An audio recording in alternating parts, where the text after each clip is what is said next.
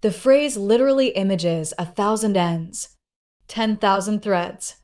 Hirshu refers to the loose end of a thread, used metaphorically for the starting point or clue of something. Together, the phrase describes a situation with countless beginnings or tangled threads, many small matters, complications, or leads that make the whole affair confusing and hard to sort out. In English, you can render it as countless threads, 1,000 tangled threads, or so many loose ends. It's often used to describe complexity, a flood of small problems, or a situation where there are numerous overlapping responsibilities and no single clear place to begin. Origin. The expression appears in classical Chinese literature, for example.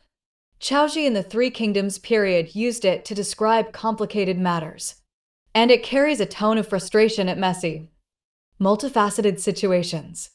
Evelyn woke up to a phone full of badges and a calendar full of colored blocks.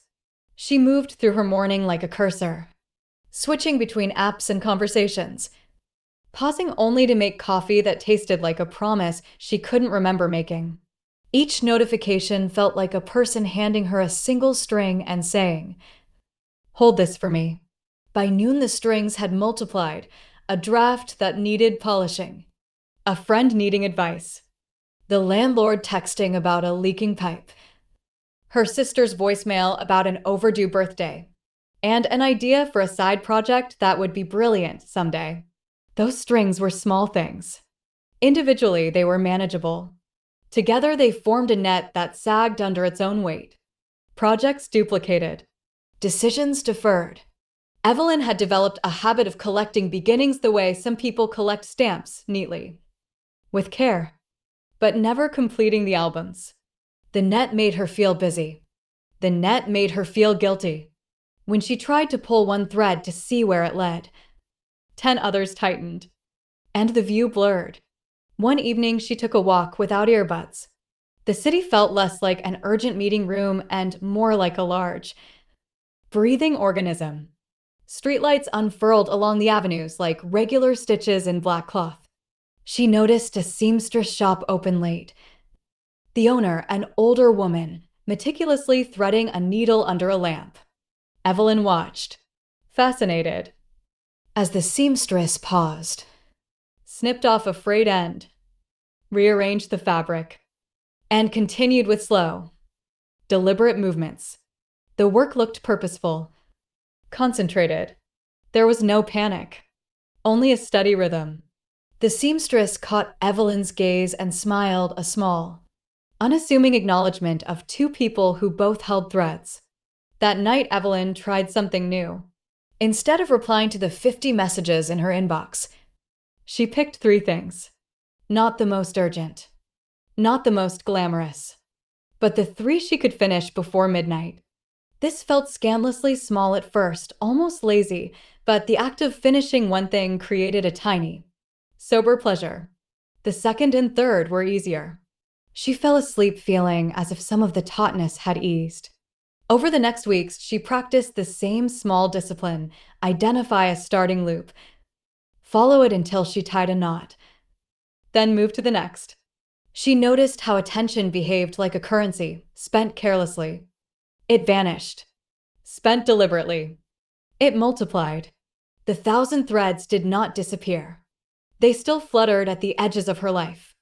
But something shifted. Instead of trying to hold them all, she learned to test each one with a simple question. Does this lead to a finished place or to a perpetual beginning? If it led to the former, she invested attention now. If the latter, she either shelved it with a date or let it go. Philosophically, the exercise revealed 2 truths. First, complexity often stems from how beginnings breed beginnings. An unfinished email calls for another idea. A sketch spawns modifications. A favor asked casually becomes a standing obligation. The multiplication is not inevitable. It's contagious. Second, meaning accrues where attention rests. The value of a project is not only in its intrinsic worth, but in whether it ever reaches completion. A single completed thread can change the pattern of the whole fabric. At times, she still felt pulled. guilty at the threads she couldn't attend to. Then she thought of the seamstress, the person who mends one garment at a time. A life made of completed stitches is not neat or perfect. It is honest. Evelyn learned to design boundaries rather than chase a mirage of omnipotence. She started saying, "I can take this on next Tuesday," or "I can't do that right now, but here's a referral," or sometimes, quietly, "No." Those small refusals were not failures. They were deliberate trims, pruning the net so the remaining threads could be woven with care.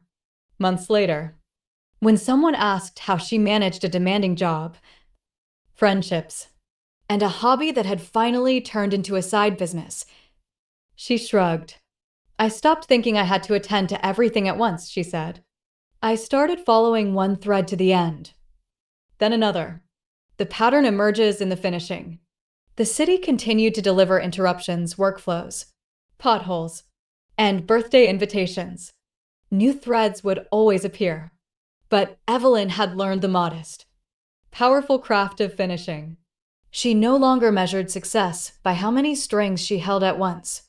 She measured it by how many knots she tied, how many small ends she tucked into neat seams.